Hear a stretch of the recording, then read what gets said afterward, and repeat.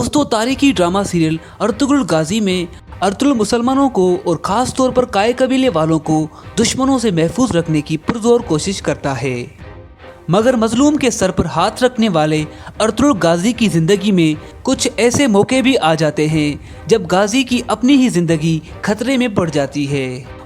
तो दोस्तों, आज की इस वीडियो में हम आपको बताएंगे कि कैसे सलजान खातून ने अर्तुगरुल गाजी की जान मरते मरते बचाई। दोस्तों, सलजान खातून गुंडोडू की बीवी और गोकची खातून की बहन थी। जब कमांडर नोयान ने तैमूर पर हमला करके उसे शदीद जख्मी करके मरी हुई हालत में छोड़ दिया, तो तब अर्तुगरुल गाजी तैमूर को जिंदा बचा लेते हैं और इब्न अल अरबी के पास इलाज के लिए जाते हैं। मगर पीछे से नोयान के खास आदमी कोजाबश ने खुशनूद के कान भर दिए और हर तरफ ये बात फैला दी कि अर्तुगरुल गाजी ने तैमूर को शहीद कर दिया है।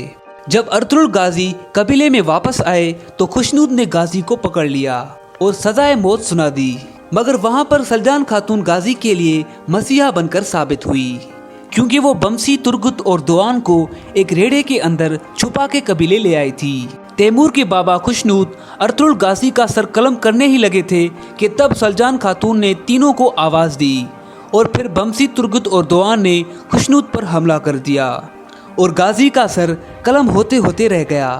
इसी तरह से सलजान खातून अर्तुगरुल गाजी को मरते मरते ऐन मौके पर जिंदा बचा लेती हैं।